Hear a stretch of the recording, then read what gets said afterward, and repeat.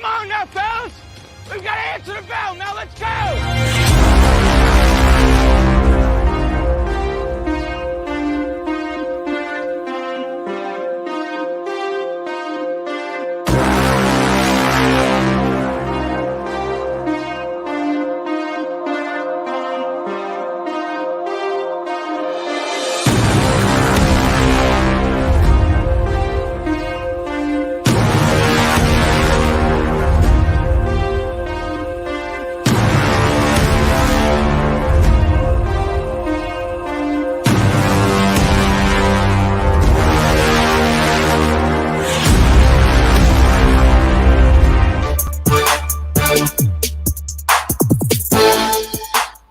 What's up, everybody? Welcome into Main Street Sports today, presented by Mid-Tennessee Bone and Joint. Chris Yow here alongside Mo Patton on this Thursday edition. Man, what a day it is! It is and has been it's cold start to February. It feels like we've done this before, though. I really feel like this day has just happened multiple times in a row. No, only kidding. It is Groundhog Day. So how are you feeling on this Groundhog Day? Did you wake up and see your shadow, Mo? 6 more weeks of hibernating? No, you didn't wake up at all? Can you hear me? I can. I had some echoing or reverb or something going on. I don't know. I'm sorry. I'm feeling fine to answer your question that I heard at least twice, maybe more. So yeah, I'm good. Man, it's Thursday. That it is. And looking forward to a long day of tons of sports tonight. If you're into local sports, we've got a lot of games that will be happening, some that are, being made up from Tuesday and then Wednesday, right. And then they just kept getting pushed off. I'm not sure if Montgomery County schools are playing tonight. They've been pushing games off, but we'll see. Some college games, Ole Miss, Tennessee ladies tonight. So that's kind of a big deal. We got a lot to get to, and we've got a great show lined up. We're going to talk about the NFLPA released their top 5 rankings today by each position. It's a joke, and that should be fun. Okay. Well, at least 2 positions are a joke. Maybe 3. We'll get to it. We'll get to the AP top 10 polls or AP polls. Top 10 for Division I, top 5 for Division II in both boys and girls. We'll talk with Chandler TYGARD, who is finishing up his last day at Blackman today and headed to Cleveland to become their football coach next year. And we'll talk to Preds on Bally, the voice, Willie DAUNIC, talk a little bit about the Preds and what they've got to do in the second half of the season to find their way into the postseason. All of that, Vols, hoops, and more. So plenty to get to. Hoops? No. Okay. I mean, then maybe we won't. It's only going to make us angry. But we'll get to as much as we can today. Before we do anything else, though, we'll give you yesterday's results and today's schedule. Best we know it on the Rundown. This is the Rundown. In girls high school basketball action from Wednesday night, Easel Harding defeated Davidson Academy 57-45. Blackman with a 66-34 win over Oakland. Page defeated Spring Hill 59-26. It was Ravenwood 45, Columbia Central 38. Richland with a 69-18 win over Santa Fe. Rockvale defeated Riverdale 68-28, and it was Summit 57, Siegel 33. On the boys' side, Davidson Academy down to Easel Harding 67-51. Oakland 53-50 winners over Blackman. It was Page 47, Spring Hill 45, and Ravenwood down Columbia Central 51-45. Richland with a big top 10 win over Santa Fe 61-47. It was Rockville 65, Riverdale 63, and Summit 52-49 winners over Siegel. A lot of really good games on the boys' side last night, score-wise. Men's basketball action at the collegiate level. Florida defeated Tennessee 67-54, and Murray State gets the 1-point win over Belmont at home 83-82, and the Grizzlies fell to the Trailblazers 122-112. Not a great week so far for basketball teams in Tennessee, Mo. No, and not a great homecoming for the Grizzlies after that West Coast trip. So interesting stuff. Obviously, Steven Adams out for them, but yeah, that's a tough loss last night for them. Tonight, high school basketball doubleheader action. All of these are 6 o'clock starts. Columbia Academy is at Battleground Academy. Smyrna is at Cane Ridge. Clarksville Northwest hosts West Creek. Spring Hill goes to Cornersville. Culleoka hosts Hampshire. Donaldson Christian takes on visiting Clarksville Academy. Lancaster Christian is at Lighthouse Christian at Antioch. Mount Pleasant goes to Loretto. Murfreesboro Central is at Martin Luther King. Grace Christian Academy of Franklin is at Middle Tennessee Christian. Riverside Christian hosts Zion Christian.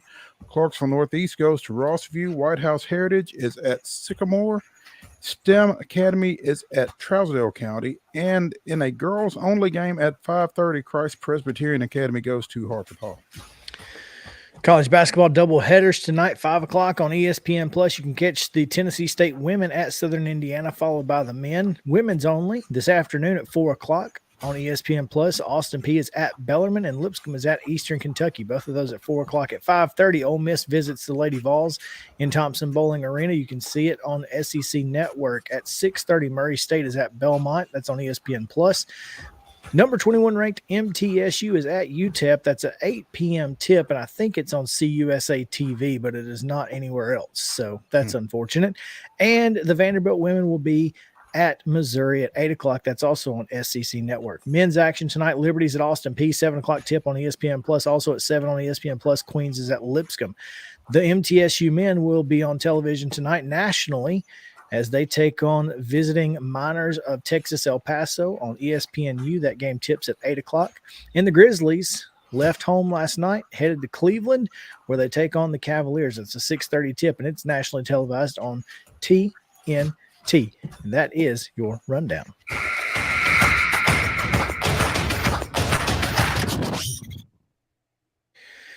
All right, top story today coming to you from the NFL front office ranks.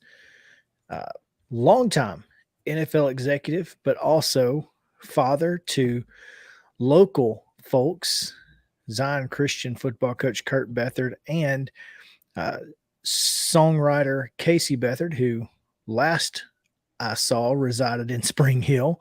So there's that. But Bobby Beathard passed away at the age of 86 earlier this week, Mo.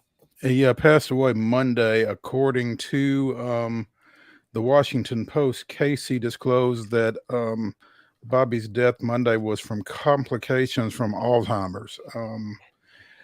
2018 inductee into the Pro Football Hall of Fame, Bobby Beathard worked for the Dolphins when they won a Super Bowl.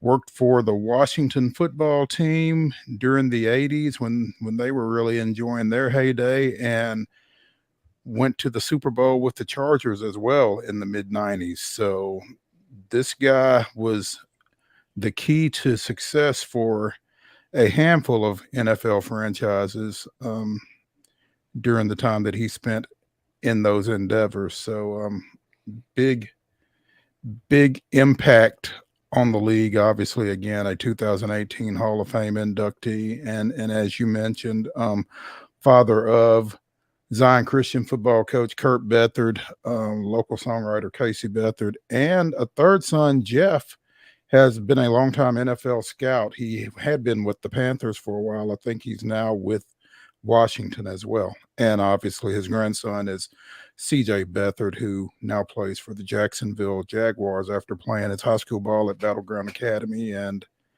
at Iowa at the collegiate level. So Bobby Beathard passed away Monday at 86. Services are yet to be announced for him, but It's expected to happen to take place in Franklin, around Franklin. It's where he had been living for quite some time with most of the family here in town. Yes, it's crazy how much, how many folks live in Middle Tennessee. You just don't think about it. And Bobby Beathard is a legend, obviously, Hall of Famer in the National Football League, and his family, from sons to grandsons, all finding their way to Middle Tennessee. And obviously Kurt doing a great job down at Zion Christian. They had a heck of a year in 8-man balls. So yeah, it was really interesting. I had a chance to meet Bobby a few years back at a Mr. Football luncheon when Ravenwood receiver Van Jefferson was up for that award, because Van's dad, Sean, was drafted by Bobby in San Diego. How about that? So it's really cool. And the wheels on the bus go round and round. And yeah, it's a small world after all. There's no kidding there. No kidding. Well, our thoughts go out to the Beathard family. Obviously, they've dealt with their share of tragedy in the last couple of years. So,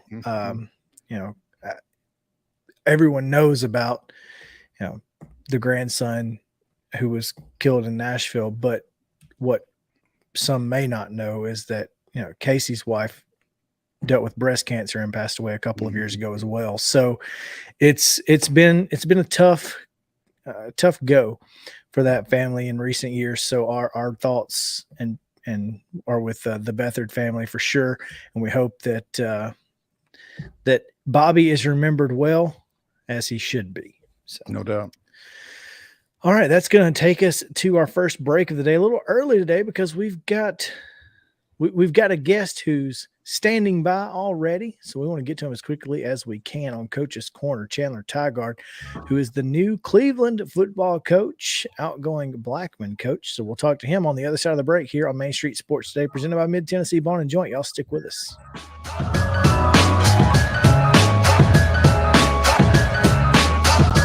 Mid-Tennessee Bone and Joint treats your orthopedic injuries and existing conditions. Our trained physicians will get you back in the game faster. Contact us at 931-381-2663 or www.mtbj.net.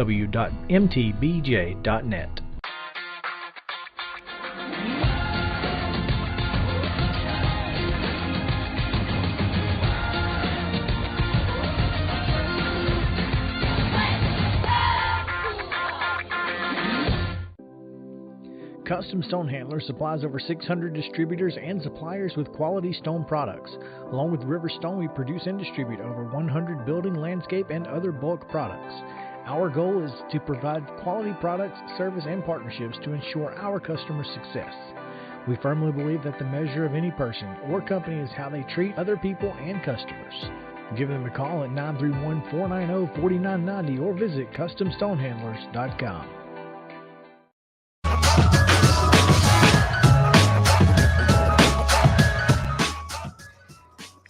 Welcome back in Main Street Sports Today, presented by Mid-Tennessee Bone and Joint. It's time for Coach's Corner, presented by our friends at From the Heart Cafe out in Chapel Hill. That's Renee Hart and the fine folks keeping you fed and happy, whether it's breakfast from the breakfast barn or catering, bringing you lunch to your office, or whatever it may be. If you're just looking for a great lunch spot, if you're on a trip to Henry Horton State Park, you can stop in on your way in or on your way out and grab a delicious burger, delicious desserts, sandwiches, everything that you can think of. She's doing a pretty good job out there, so don't forget that. And now you can also order online. Mo, you got the address for that? Is it fromtheheartcafe.com?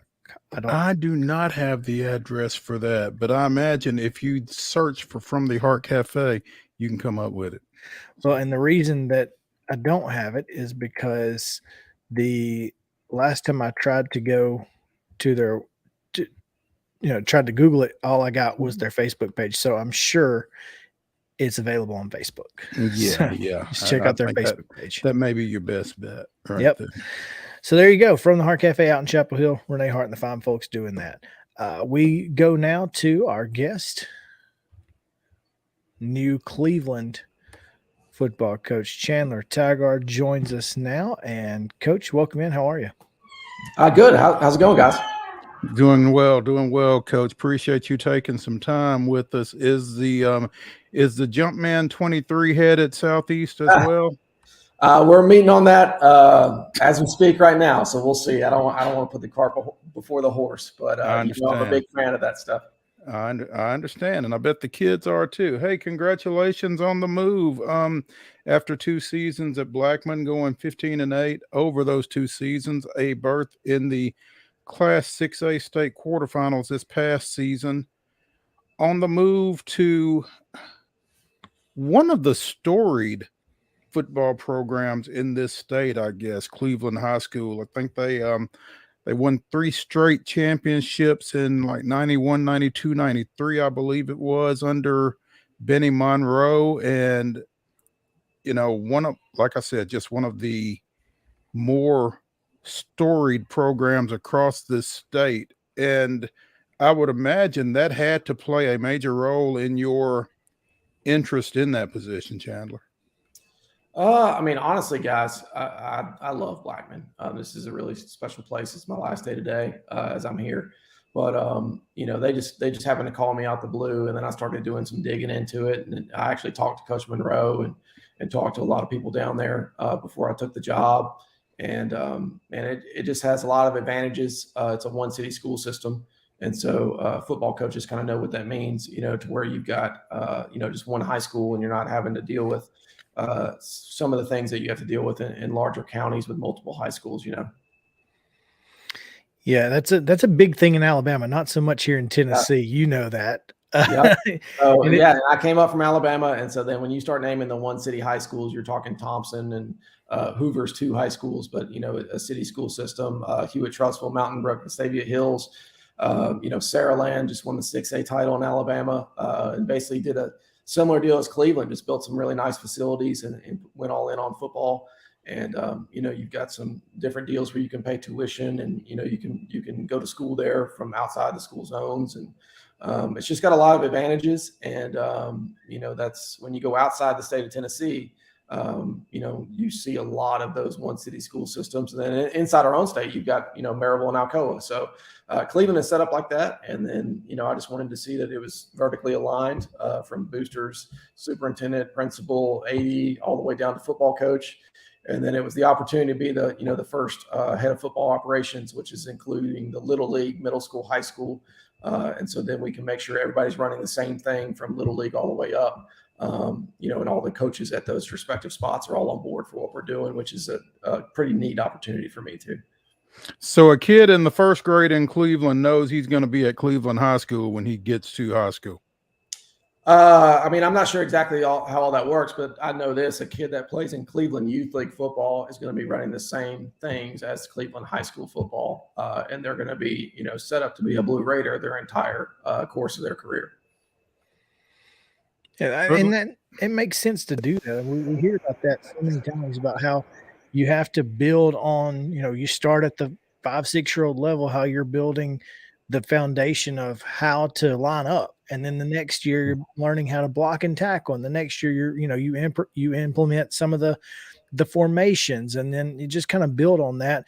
And when you have a foundation like that, that is a massive deal. And like, you know, to Mo's point, saying that, you know, you don't have to worry about where you live. If you live in Cleveland, you're going to Cleveland. You don't have to worry about, well, if I live in this neighborhood, I might have to go to this, you know, high school or whatever. Yeah. It's a foundation from bottom to top.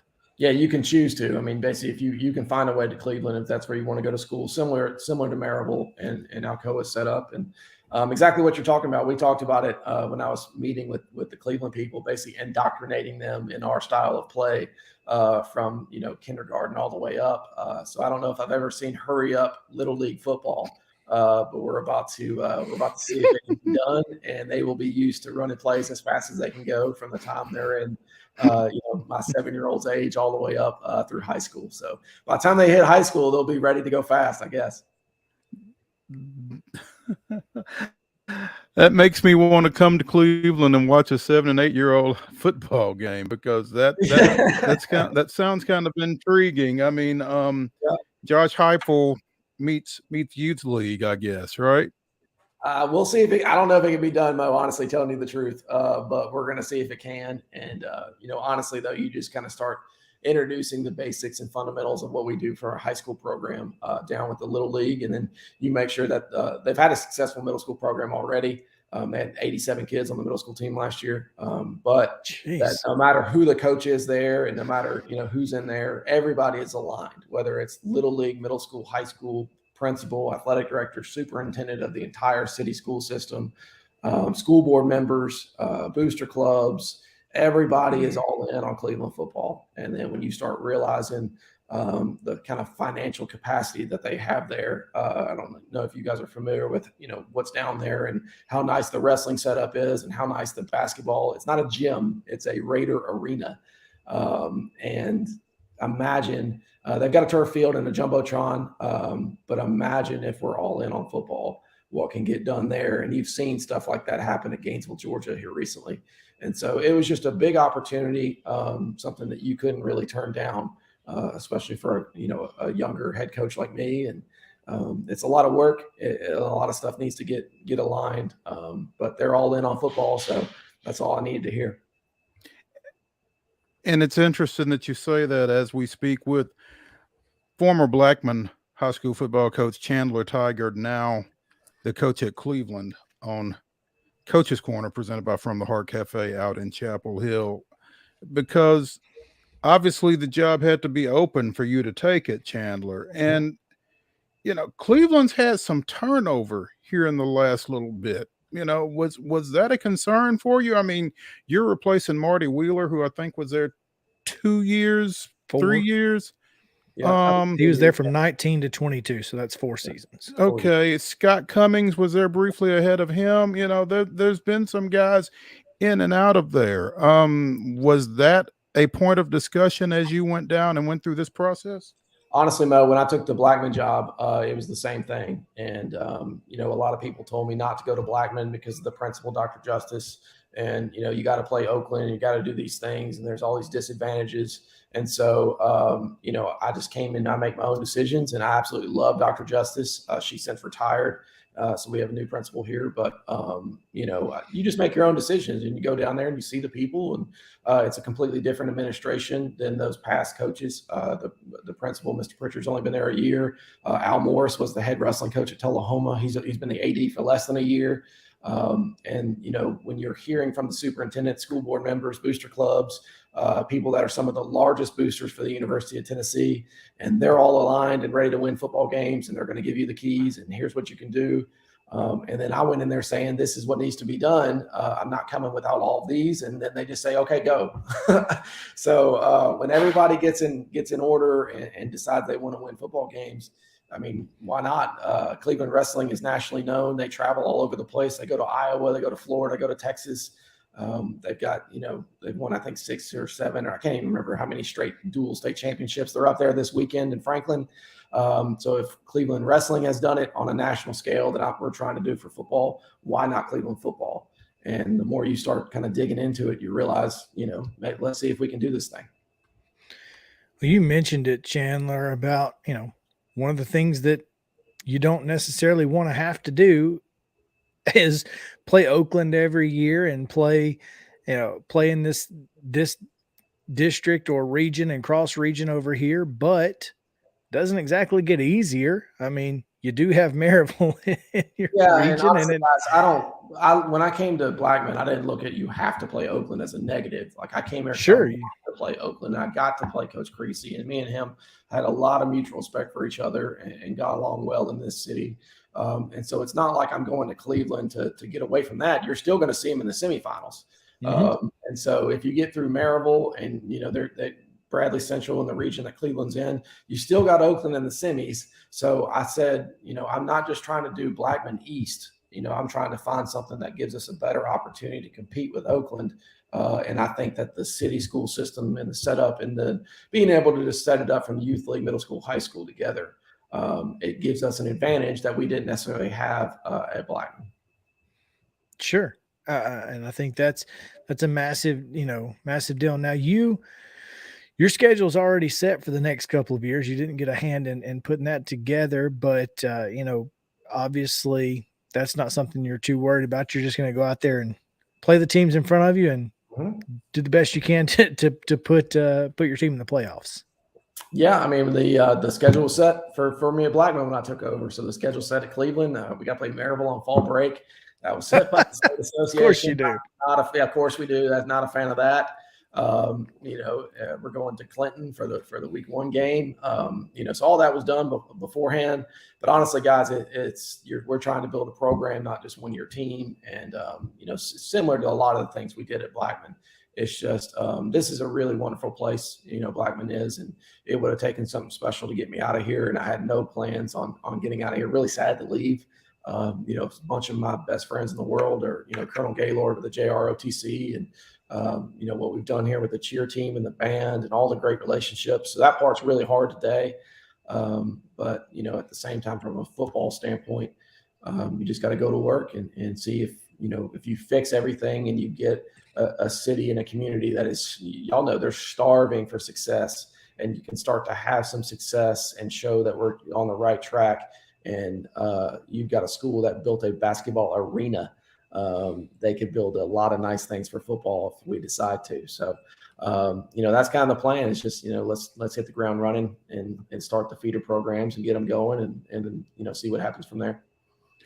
Chandler TYGARD, the new Cleveland high school football coach, joining us here on Coach's Corner, presented by From the Heart Cafe in Chapel Hill. Chandler, I'm always fascinated when coaches take over programs, regardless of the sport.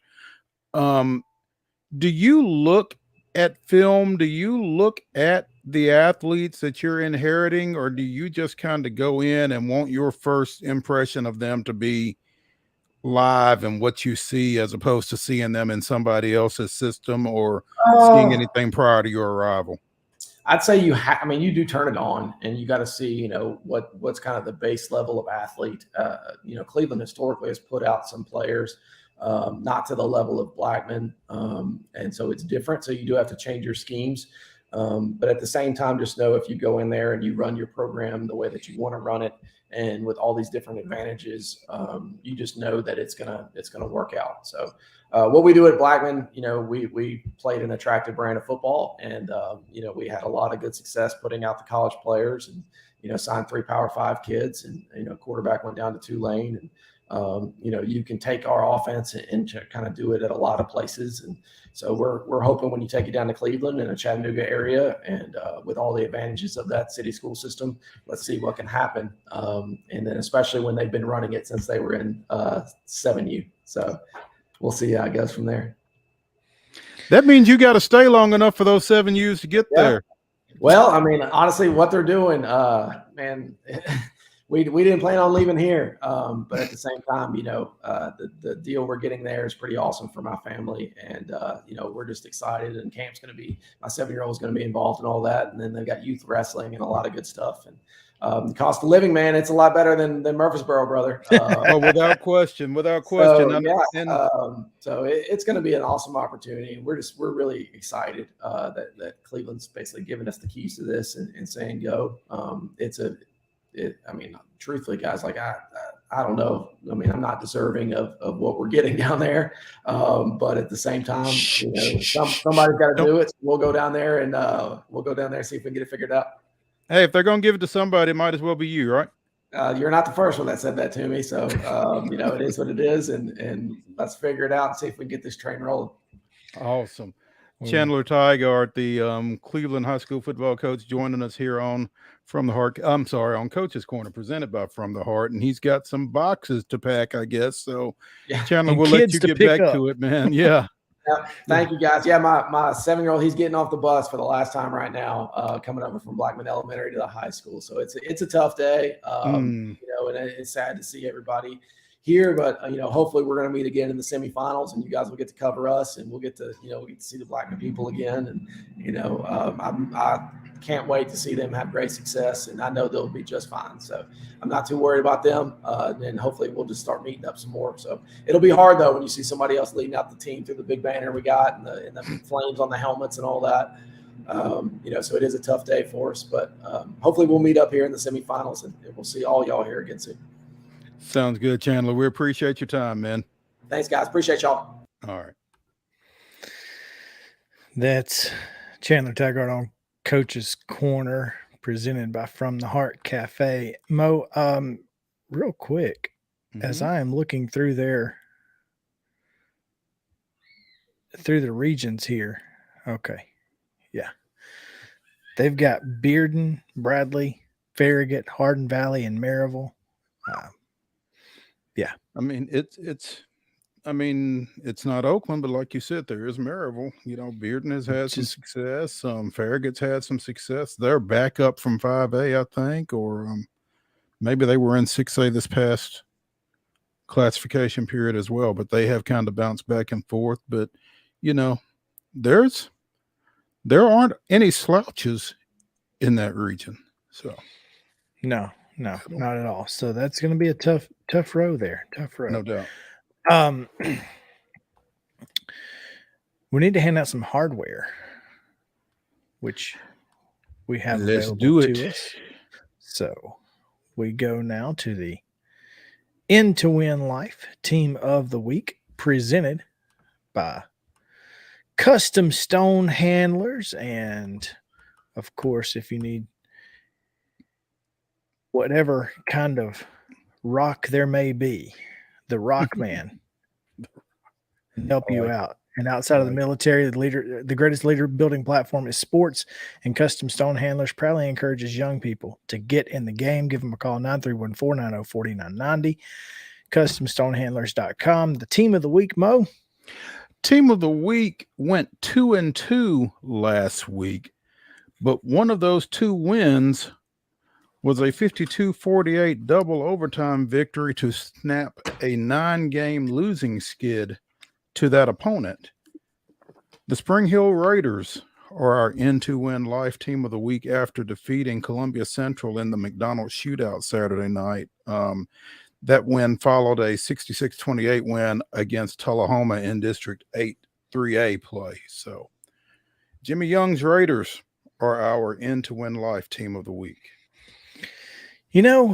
I keep looking at their scores, and if you just go down their schedule and look at the scores, they are so close, and they're one of those teams that they can put it together on any given night. So you better watch out in the district tournament kind of thing. You had definitely better watch out in the district tournament, and I'm gonna tell you why, because they've got 2 guys that are each capable of going for 20 or more on any given night, and if they both decide to do it on the same night, it could be a long night. Also, they've got a big kid in the middle, Max Jocelyn, who is kind of their rim protector, and he'll step away and knock down some threes as well.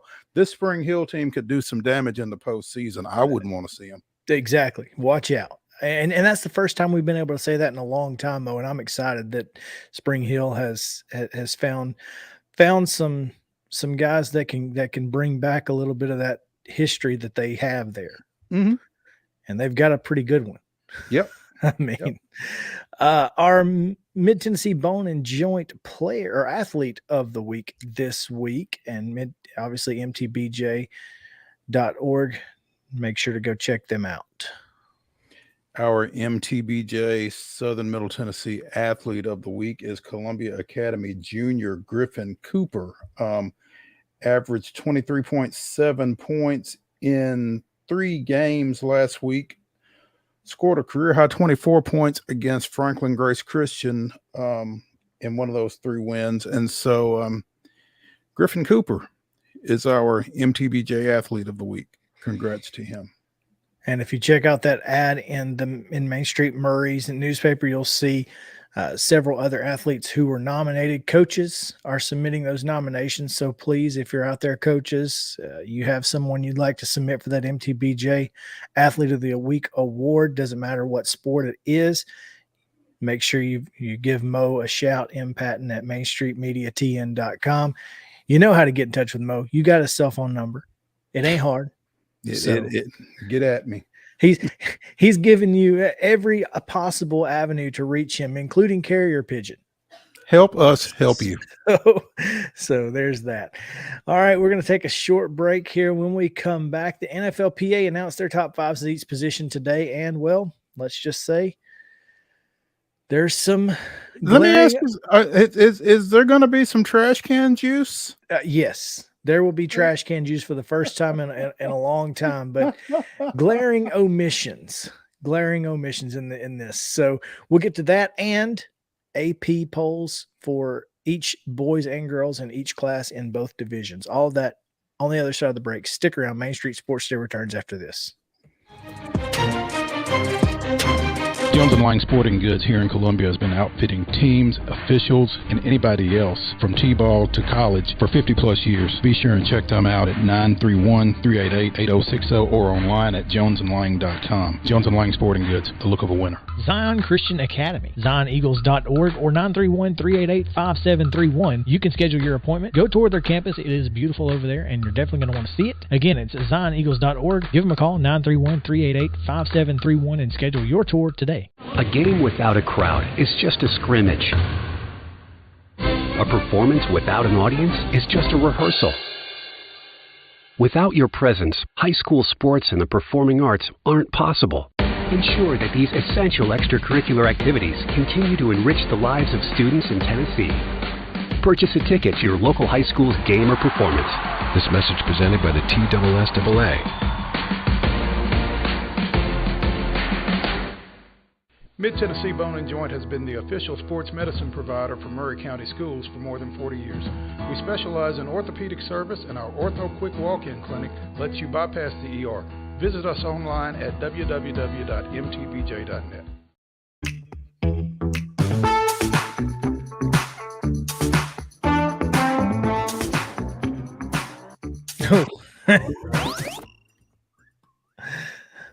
You can come to me, Justin. It's fine. Welcome back in Main Street Sports Today, presented by Mid-Tennessee Bone and Joint. I'm Chris Yow. Mo is coming back soon. No big deal. We are going to get into the NFLPA as they announced their top 5 players at each position today. Justin, can we go to the second slide first? Let's go to that one first, because at least they got some semi right. And before we get out of that, I want to show Mo. But you know, I tweeted this, and as National Girls and Women in Sports Day was yesterday, one of the biggest knocks on women in sports is that they never played the game. Well, let me just tell you that these rankings just go to prove that just because you play the game don't mean you know shit. I'm just here to tell you. I don't care. But what we are going to look at, Mo, first are the players all pro in it by the NFLPA players, safeties, and interior defensive linemen. Now, these are selected by the players. So Kevin Byard, number 2, free safety in the league. They probably got that one right. I mean, he's on the list. I don't know. I mean, I don't know if he's the second best, but he's on the top 5 list. Top 5, yeah. He's on the top 5 wherever you put him. In whatever order, yeah, top 5. And interior defensive lineman Jeffrey Simmons tied with Javon Hargrave for 5th. Okay, so he's top 6. I think he's probably better than a couple of these folks on the list. I think he's as good, if not better, than Jonathan Allen and Quinnen Williams. Quinnen Williams and Jonathan Allen, are those both Alabama guys? Quinnen Williams is. Yeah, Jonathan Allen I know is. So if you know Quinnen is, and I know Jonathan Allen is, and I guess they both are. Yes, they are. I thought they were, and that just, I mean, that's not unusual. I mean, that's linebackers and D linemen. That's where Alabama's made their bread for years and years. But Jeffrey Simmons on the list, as he should be. Mm-hmm. I don't think there's any question there. Now, let's go to the other 2 positions. Top 5 running backs. You're telling me that the backup running back in Dallas is better than a guy who's run for 1,500 yards in three different times in the last 5 years. Now, I'm going to tell you this. Tony Pollard is good. Okay. Tony Pollard is really good. Okay. Josh Jacobs won the rushing title this year by about 120 yards over Derrick Henry, and Derrick Henry didn't even play the last game of the year or the next to last game of the year. Didn't play. I don't know. I mean, again, I don't think there's any argument with Josh Jacobs. No, he's on the list. Certainly on the list. Nick Chubb is on the list, but I don't know how Pollard, McCaffrey, and Barkley are all ahead of Derrick Henry. They're not. They're not better running backs. Christian McCaffrey is a better athlete, maybe. He catches the ball out of the backfield better than any running back I know of. But he's not a better run. Anybody who watched the Titans this year, any single soul who watched the Titans this year, if you understand what Derrick Henry had to do to get to 1,500 yards.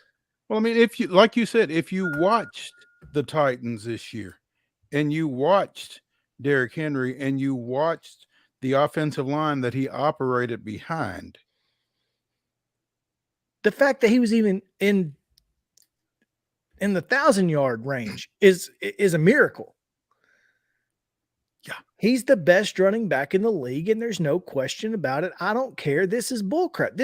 It doesn't make any sense to me. You can't sit here and tell me that, I mean, these are guys that clearly don't look at numbers, or maybe they do. Well, here's the thing. Here's the thing. And I will tell you this because, you know, to some degree, I've been in the position when I was an AP top 25 voter. It's like, you know, college football writers probably see less college football than anybody because you are at your game, you're covering your game, you're writing about your game. You know, you have to make a real big effort to see other football. And by the same token, how much football are football players watching? Well, at least they're watching film on their opponents. And I mean, you would think that at least 12 other teams have seen the Titans. Half the league almost. I don't understand how you can look at this and tell me that he's not on the list. Yeah. And this other panel over here. It's been all off season long. The disrespect to Ryan Stonehouse, a rookie who broke a 50-plus-year-old NFL record. 70, was it not? It might have been. I don't know. It was more than 50. That's all I can tell you. Well, hell, 50 is only, 1980? So I guess, I guess it probably was 70. I think 50 years ago was 1950, Mo. There you go. You got to remember that. I forgot that we're 20 years into 2020, into the 2000s. But the disrespect that this man is getting is ridiculous. He had the, what was it? Third best net punting average in the NFL. Who is AJ Cole? He's the Raiders kid who got sent to the Pro Bowl.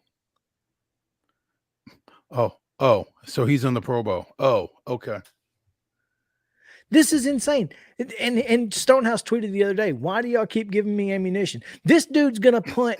He's going to have a 90-yard punt next year. He's just going to. He's capable. I mean, my God. He's certainly capable. What are we doing, guys? It's Tennessee. Screw it. You know. Absolute trash can juice, these two. Yeah. They've done everything they can to try and make Derrick Henry not the best running back in the league for the last 3 years, Mhm. despite him running for 2,000 yards 2 years ago. Yep. I mean, disrespect is one thing, but boy, it's just I mean, I don't know what it is that it's not ignorance. That's why it's a problem. they want from him. The problem is it's not ignorance, and that's the issue. It is they are willfully making these lists. They are willfully not putting Derrick Henry in the top 5 of a voting panel. They're willingly going on television and saying that what's Jonathan Allen, or what's the kid from not Jonathan Allen, the kid from Indianapolis. Oh, is he the best running back in the league? He wasn't even close. Can't even remember his name. He had one good year. This guy's Derrick Henry's been doing this consistently since December of what, 18? Yeah. Jonathan Consistently. Taylor. Jonathan Taylor, that's it. Yeah. Yeah. Since 2000, he didn't start being good until December of 18. Because that's when Mike Vrabel said, oh, we got to give this guy the ball 20 times a game. And when we do, we're successful. And they did that for the next 4 years. Right. And had the offensive line not been so bad that it wouldn't have mattered who was back there. I mean, he still ran for 1,500 yards behind possibly the worst offensive line in the history of the NFL. No doubt. Anyway, I digress. Done with that. NFLPA can go jump off a cliff and break its big toe. I don't know. Let's talk about some other. And look, speaking of rankings, the AP polls are the AP polls. You're looking at records and who teams beat, and you're hoping you're doing your best.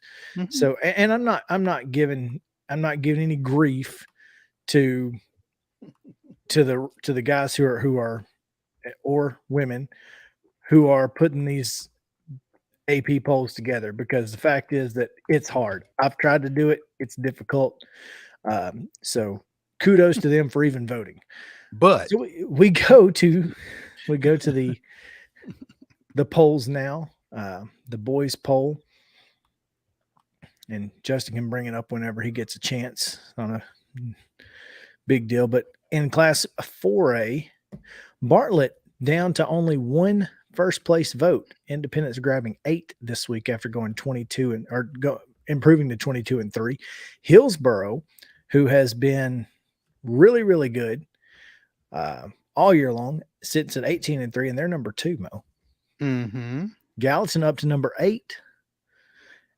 And our aforementioned Blue Raiders down in Cleveland grabbing 18 votes this week. Yeah, they might be the best team down that way. Bradley Central's at number 7. I'm trying to grab That's not ideal. I'm trying to grab Bartlett's record here, or schedule here. They lost twice at the Red River Hoop Fest in Texarkana. So safe to say they probably lost to some pretty solid schools. They lost twice in the battle in the Bluff. I'm sorry, once. Lost to Memphis East 69-66 in Battle in the Bluff. They lost to Combine Academy of North Carolina. They lost in the All-State Sugar Bowl Classic Championship to Olympia of Florida by 5. Lost 2 of 3 games at the Bass Pro Shops Tournament of Champions out in Springfield, Missouri. And then they lost last Friday 68-61 to Houston. So all right. So what I'm telling you is they have lost 2 games to Tennessee competition. Well, I think that probably has something to do with it. I mean, if they were undefeated against Tennessee competition, I think it'd be hard to keep them out of number 1. But if you're doing what you're doing. It doesn't really matter, but I can see how that might make a difference. Yeah. No. And it'll be interesting to see, and like you said, it doesn't matter because there is a tournament at the end of the year.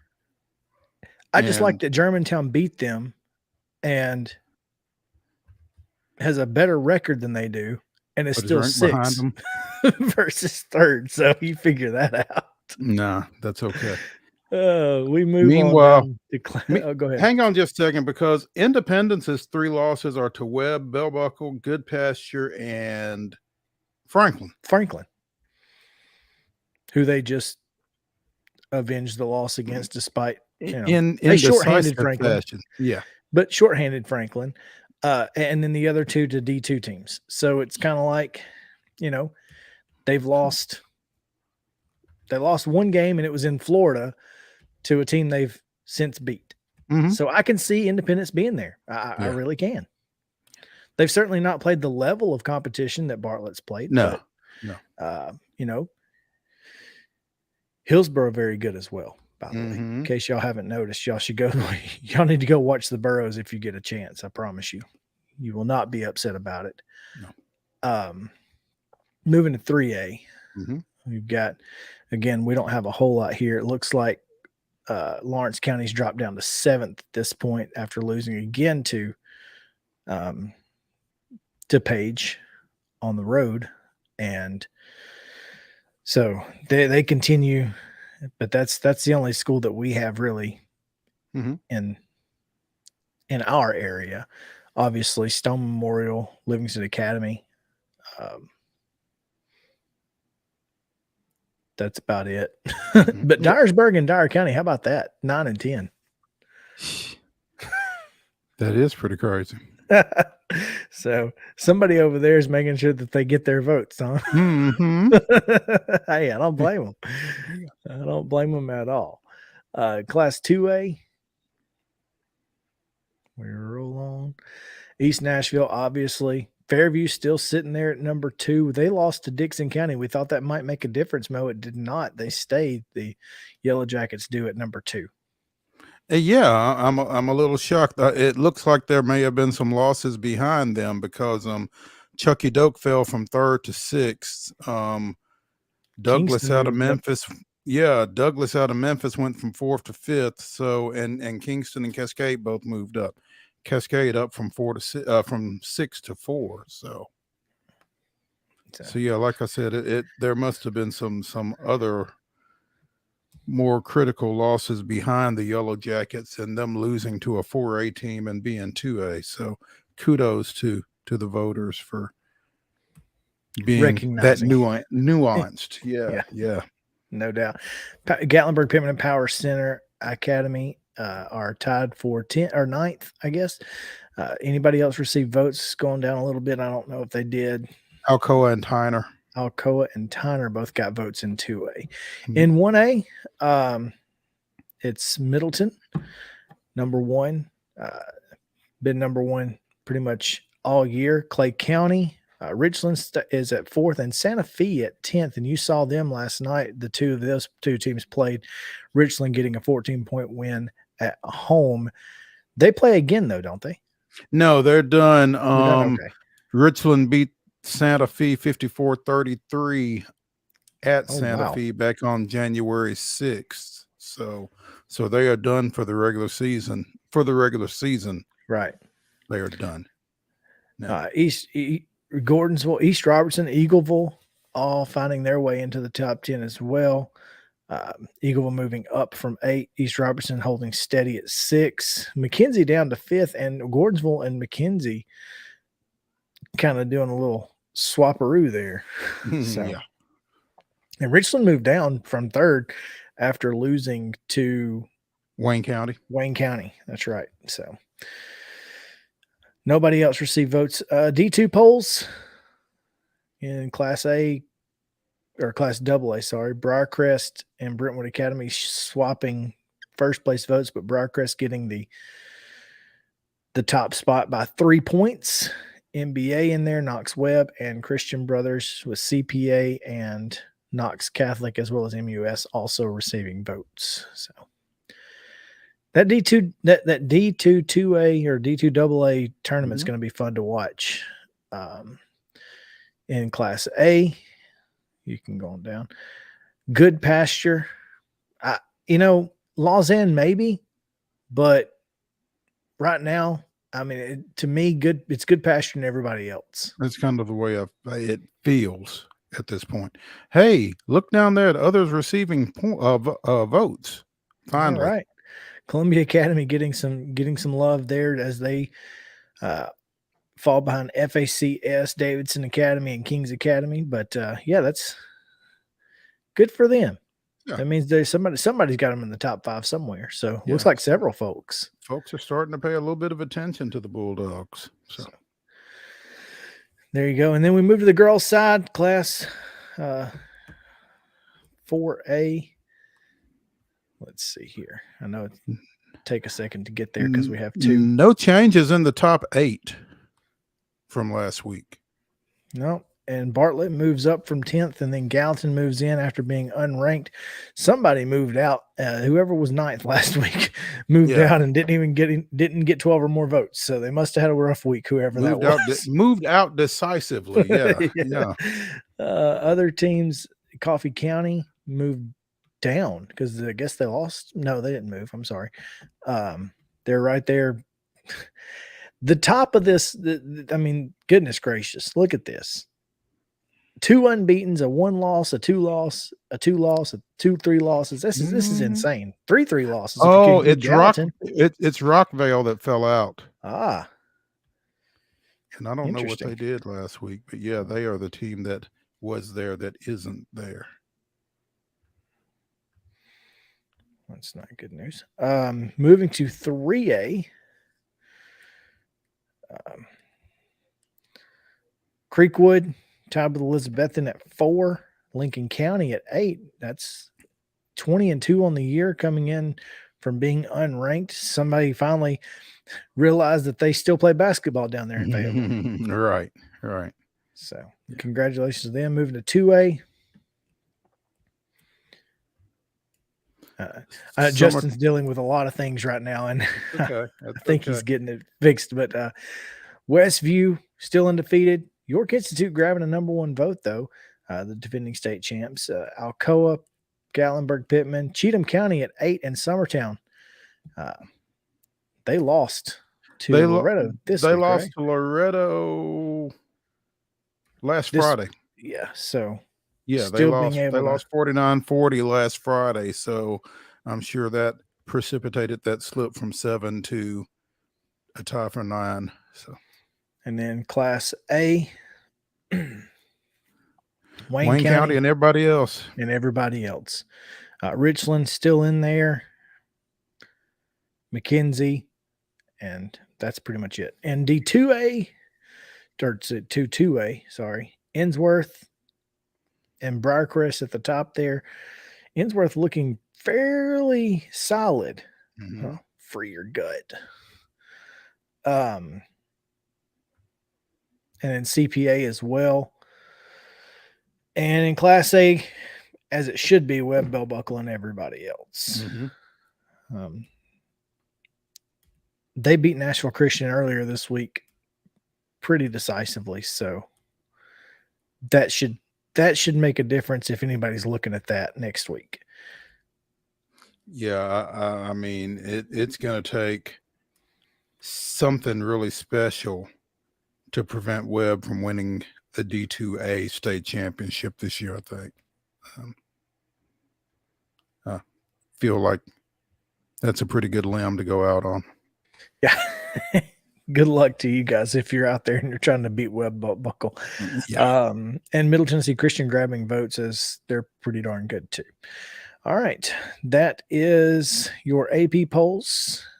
And we'll get to the TV voice of the Nashville Predators, Willie DAUNIC, on the other side of a break here. So stick around on Main Street Sports Day, presented by Mid-Tennessee Bone and Joint. Back after this.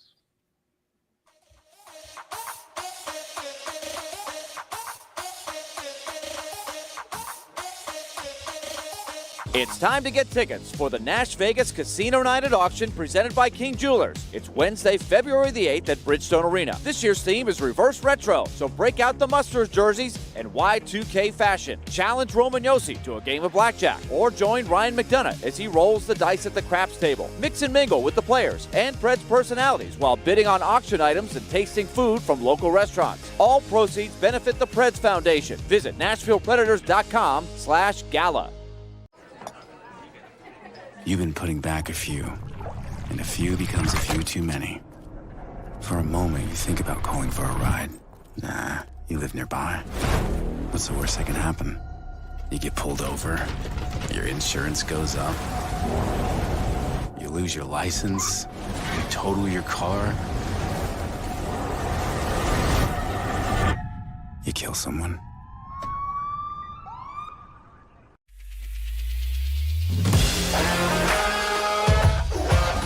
Hockey in Music City just hits different. It's one big honky-tonk party. It's the sea of gold in the crowd. The goals, the saves, the celebrations. It's an experience like no other. Don't miss a minute of the action this season. Visit NashvillePredators.com/tickets to get your seats today. That's NashvillePredators.com/tickets. And we'll see you at Bridgestone Arena.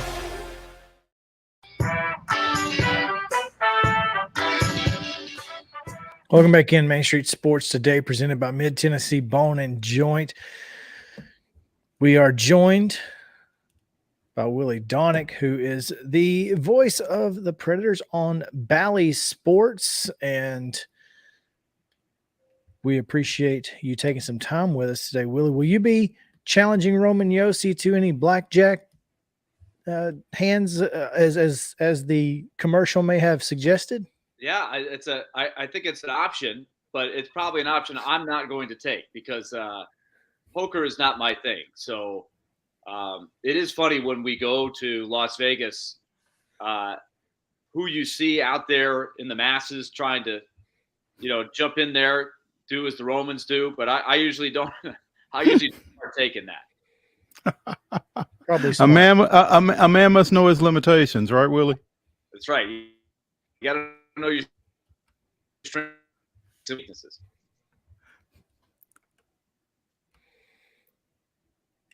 Are you there? Yeah, I'm here. I'm sorry about that.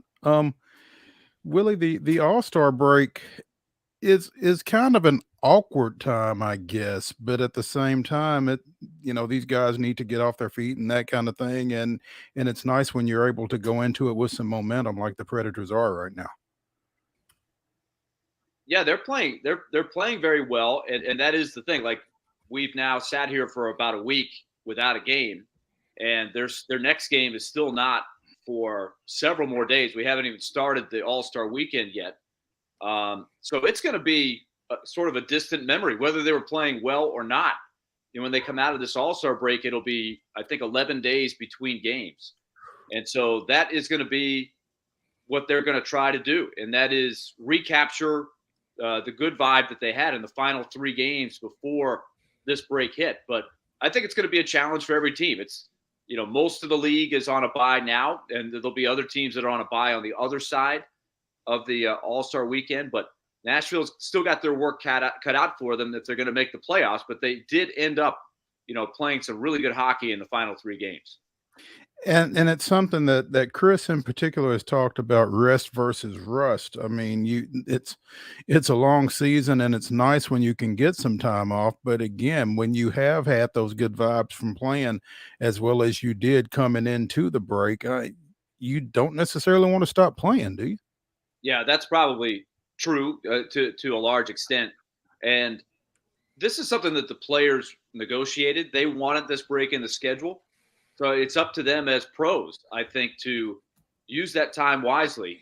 Take advantage with your families and go somewhere and take the break and recharge your batteries. And then in those days leading up to the first game, especially where the Predators are in the standings, they just can't afford to ease into it. So I think they have to take all the advantages that a break give you and then really be on point when they come back. And I would say that different years, they've had a varying degree of success or non-success with that. And I think every team has got that challenge. Last year, I didn't think they came back sharp, and it took them a couple games to get going. So I think that'll be in the back of their mind when they come back and be ready to get ready to play Vegas coming up. And that's what, when you start looking at the back half of this season, it's certainly not easy. The Predators have not given themselves any room for error either. It's pretty much you're going to have to win a lot of games and garner a lot of points if you want to get to that 96 that you think probably gets you into the postseason. How does this team take this break and figure it out? Obviously, they had a meeting mid-January, and things seem to have been gotten better since then. How do they find their way into the postseason? If you look at where they are, they basically have to pass two teams to get into the playoffs, somewhere in there. We know that the top three from each division, the Central and the Pacific, will get in. Then there's 2 wild cards, and they're 3 points behind the second wild card. They're also 4 points out of third place in the Central. So there are definitely some teams that they can catch. You'd certainly rather be above the line going into this break than below it. They do have games in hand on some of them. I've tried to do some tracking on this. And the last time I was on with you guys, that was at one of the low points. They had lost, I think, 5 in a row. They lost the next night in Denver. They lost 6 in a row. But even with that stretch, this team is 19-10-5 in their last 34 games. And it's just so happens that they have 34 games left. So they're really trying to dig out of the hole that they dug after they came back from Prague. But if you take a look, 19-10-5, that's a lot of games, and I think they've done some good things in there. It's been pretty frustrating because they've been chasing teams throughout that whole time. But when you look at a guy like Ryan McDonough, I think he's gotten much more comfortable, much more effective over that time. They've discovered some young players like Cody Glass that have really helped them. Juuso Parssinen, another really young center that's going to be around for a long time, a 7th round pick. It looks like he's going to stick. So they found some things that have helped their game. The last thing that has to round into form, and this was the theme with you guys last time that I stressed, is those top guys, especially at the forward position, they've got to pull their weight. And the meeting you referenced really addressed that more than anything else. When they lost to St. Louis in that one game before the break, they won 5 out of the last 6 before the break. The one game they lost was against St. Louis, and it was awful. It was a bad performance. And that's when they had the meeting the next day. And if you look at it, who really shined in those last 3 games? Matt Duchene did. Ryan Johansson played well. Mikhail Granlund, Philip Forsberg. If I would circle those 4 guys, as you tell me how those 4 guys do, and I'll tell you how the last 34 games go, because I think a lot of the other things are really coming around. So it's a long-winded answer, but I think that's the last icing on the cake. I think if the top players have a good, solid second semester, if you will, I think they'll find their way back in the postseason. Willie, does 19-10-5 get it done? 19-5 in the last 34 would give them 97 points, which is exactly what they had last year. It's hard to know exactly what the number is going to be. For example, St. Louis, which was a team that was right on the bubble when Nashville went to St. Louis and got beat badly. St. Louis is 0-5 since that game, which is pretty interesting. They haven't won a single game since then. Nashville is 3-0. But right now, the feeling in St. Louis looks like they might look to trade players. Now, we'll see. They could win 5 in a row, 6 in a row, and change everything. Vancouver just traded their best player, or best center, I should say, in Bo Horvat. So they look like, and they just changed coaches. They're going in a different direction. So when you look at it, St. Louis is on the borderline, but if you count them as maybe turning in the other direction, that would be 10 teams fighting for 8 spots. So that's really what it comes down to. There's going to be injuries that play a part in this. Vegas just lost their captain and best player, Mark Stone, indefinitely. He has his second back surgery in the last year, and that's not good news, for somebody with a bad back. He is really one of their heartbeat guys. So that's going to affect them. Who knows what's around the corner for Nashville with that? You have to have a little luck staying healthy. So there's a lot of things that could contribute to it. But I think I'd take my chances with 97 or 98 points of getting in. So I think that's around what it's going to take. 19, 10, and 5, somewhere in that neighborhood. If they could find a way to win 20, there's going to be some of those games that go to overtime. How many of those do you win? Can you get a couple points in a shootout? I mean, that might be the difference in between getting in and not getting in. I was taking a look at the standings here. It's interesting. Vegas has actually lost 4 in a row as well before they come in here. Since Stone got hurt, which was January 12th, I think they're 1-6-3. I think if I've got that right. So they've really taken a free fall. So there's going to be some of this, right? There's going to be a team that's played really well to this point that hits some hard times, and there might be a team in the East or the West that makes a great run, and the Predators will fit on that spectrum somewhere.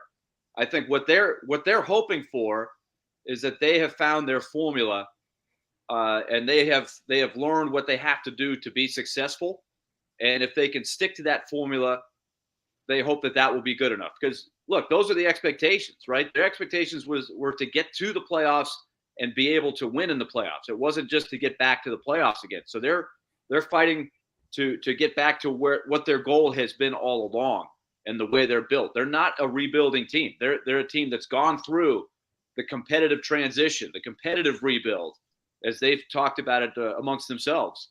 And so they added Nino Niederreiter. They added Ryan McDonough. So this is a team that expects to make the playoffs. That's how they're built, and so they're trying to make sure that happens.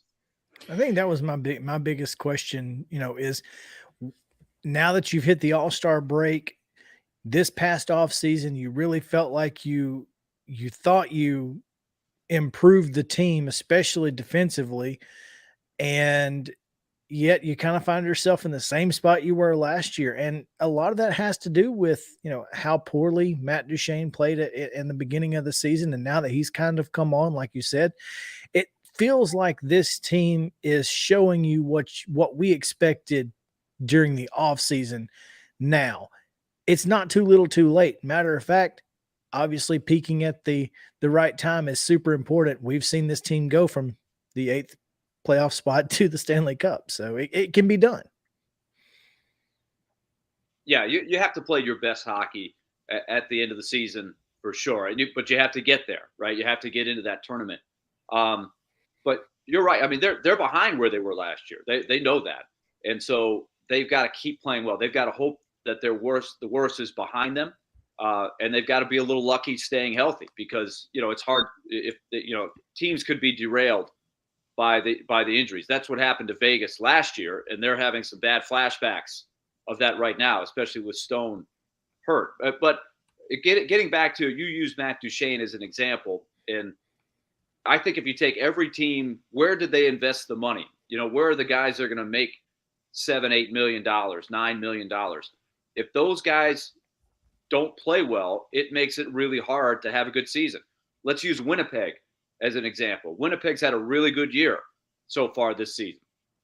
Last year, it was the same guys, the top guys, Mark Scheifele, Blake Wheeler, on down the list, Pierre-Luc Dubois. They didn't have nearly as good a seasons last year, and they were a middling team that missed the playoffs. This year, all those guys to a man have rebounded and are having good seasons. So that really shows you, show me a team that's best players are having good years, and you're gonna see that reflected in the standings. So I really was encouraged the way Duchene and Johansson in particular, and Mikael Granlund is a third guy that I didn't think was having a good season at all. He's shown some signs of life in these last couple of games. That watch those guys. How did they play in the last 34? If they're playing well, and all of them had pretty good years last year, then I think that's really going to lead them to where they want to go. If it doesn't happen, then they're likely going to fall short. I don't want to put it all on their shoulders, but I think those are the guys that are going to swing it one way or the other because, let's face it, those guys make up about a third of the payroll. Duchesne, Johansson, Forsberg, and Granlund. So that's a third of your resources, right? And 4 guys. Those guys have to bring something to the table. If they do well, your team's going to do well. More money, more problems, huh, Willie? Yeah.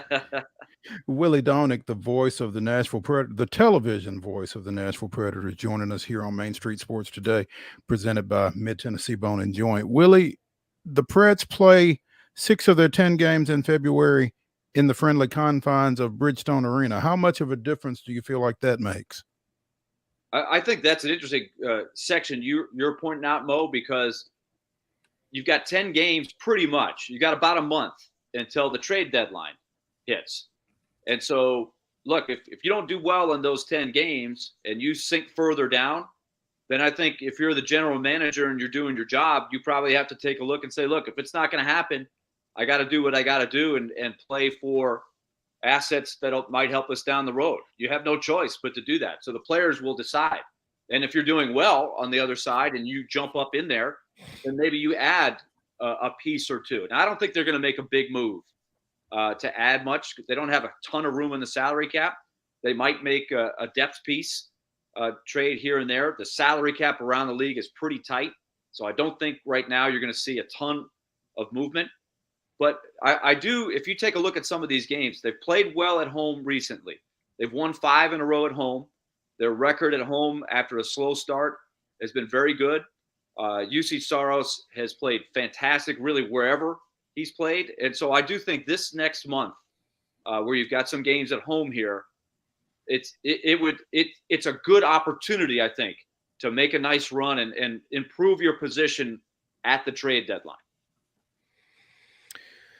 Tuesday night, 7 o'clock, Golden Knights at Nashville will be college night for Tennessee State. So you can get you a TSU cap if you come in and get the co-branded caps. That's always fun. But my next question was going to be trade deadline. So thanks for answering that before I needed to get to it. You read my mind. You saw me looking it up.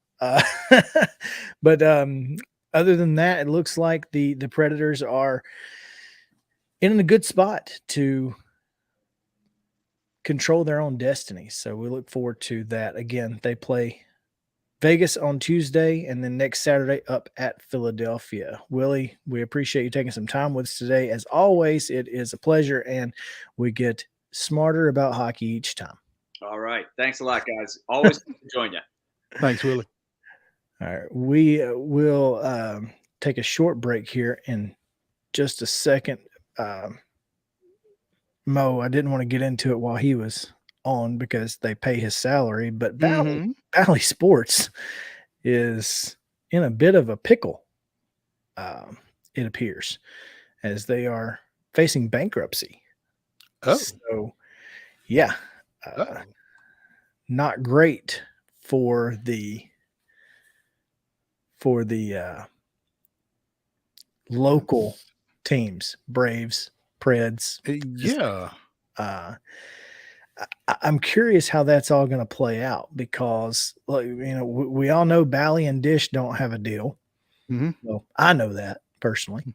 They're not on YouTube TV. They tried this. They're trying this streaming service, which if they would just make it $10, I'd pay it, but I'm not paying 20. I'm not paying 20. Not happening. 10 I'll pay. Now, during baseball season, I probably will pay 20. I'm not going to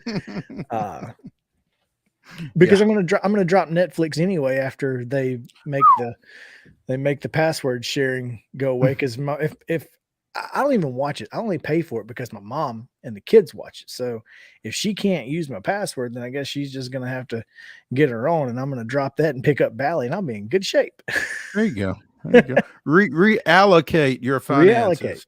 There you go. You got to do what you got to do.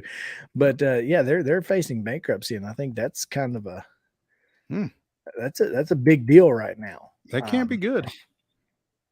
No, I mean, I 6 hours ago, Sports Pro Media said that Major League Baseball has rejected Bally Sports RSN streaming proposal. So they were. I wonder how this impacts their search for a Braves play-by-play announcer. It's got to impact it in some way, right? Is there a hiring freeze? Maybe it will be Francoeur and Moylan just in the booth, just talking. Chilling. Yeah. Well, I mean, I guess they could probably move some folks around, but I mean, you got to bring somebody up now. I guess at some level, but who knows? Diamond apparently asked Major League Baseball for the ability to stream games in alternative ways in order to sell its packages covering just the weekends or the final innings of games. Just the final. Yeah, you get the last three or something. We joined this game already in progress. So that's I guess that's coming up with some unique alternatives. I'm shocked by this. I think it's gonna bear watching to see how this plays out in obviously on the backside. So just throwing that out there. All right, we're gonna take a break. We have a couple of things to get to. Vols hoops. Oh man, we forgot to pull that. We forgot to throw that up there, Justin. Completely forgot. That's what we get for not going through the entire. Maybe he's watching still. There you go. Yeah. What are they? Congrats, Willie. That's right. Congrats to Willie. All right, we will take a break. When we come back, Vols hoops, Bama football, and that's not, and much more. So stick around. Main Street Sports Today returns after this.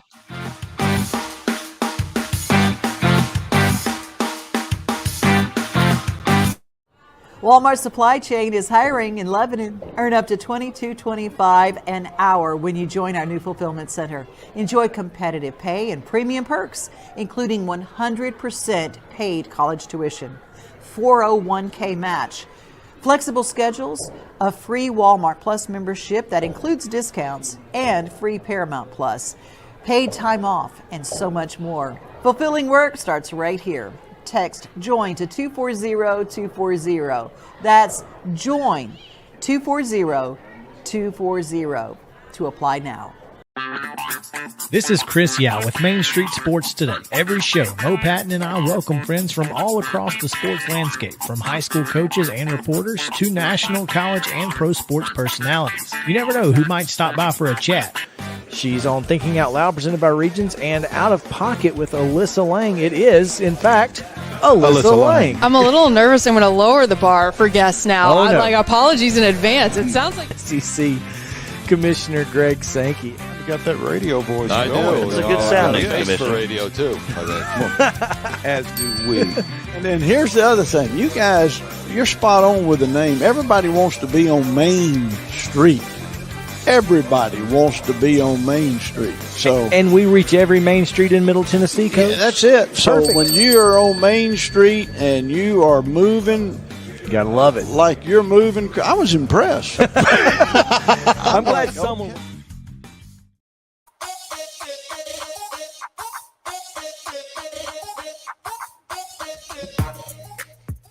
Welcome back in Main Street Sports Today, presented by Mid Tennessee Bone and Joint. Mo, Tennessee had everything in front of it last night and blew it. I mean, they blew it. There's no other way to put it. They blew it. And we talked about it. You can't lose to that team. You can't. We talked about it off air that, this team doesn't deserve the benefit of the doubt. I mean, based off of its history in the postseason, based off what you've seen this year. I mean, Kansas can lose a couple games and get the benefit of the doubt. This team can't. No, because they don't take care of business consistently.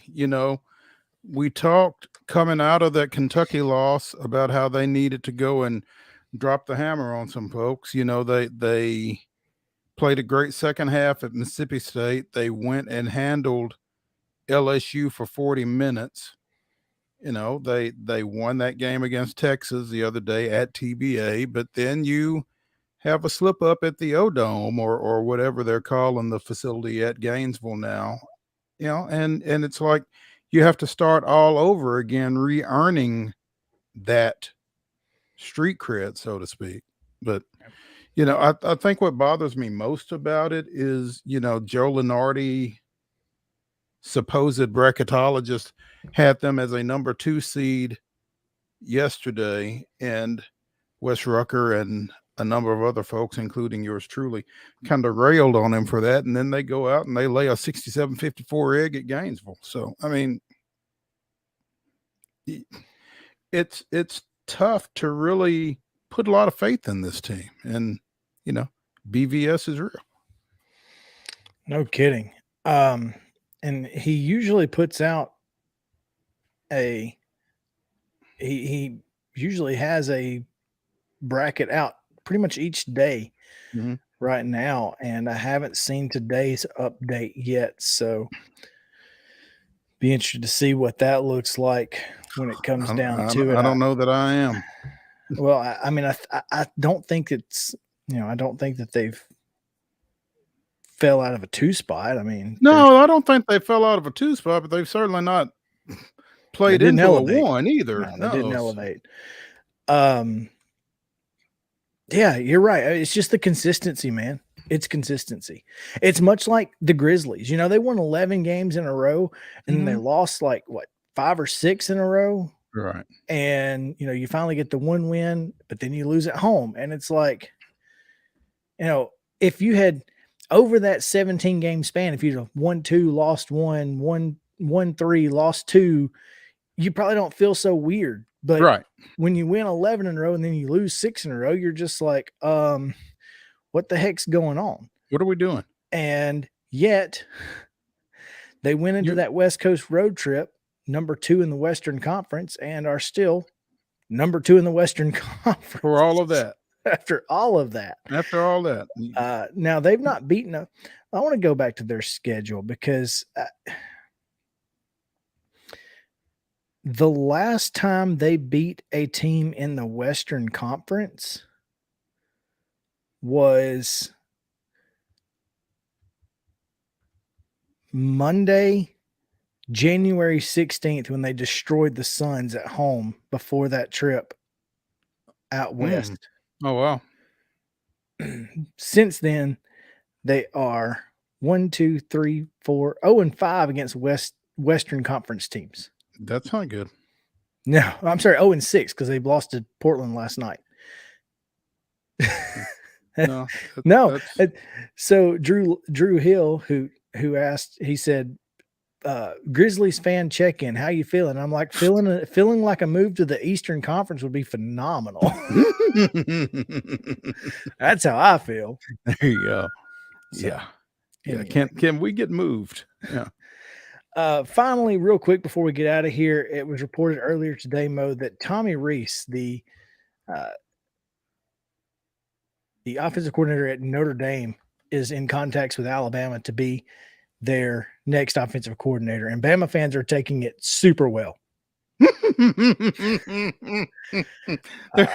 They're taking it about like you would expect. Huh? Yeah. So what if that's the case, though? If he becomes their offensive coordinator after Bill O'Brien, what does that say about the state of the Alabama program?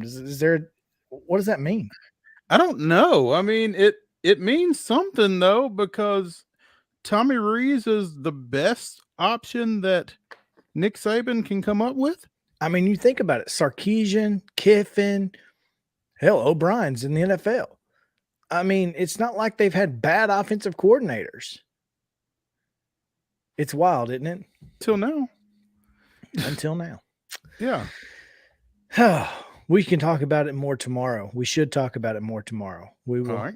We got a lot to get to tomorrow, and we will do just that. Karen Booker from Trevecca will join us as they've got an informal Vandy reunion this weekend out of Trevecca. We'll talk to her about that and much, much more on Main Street Sports today, presented by Mid-Tennessee Bone and Joint. Appreciate you guys being here today. We'll be back at 2 tomorrow. See you then.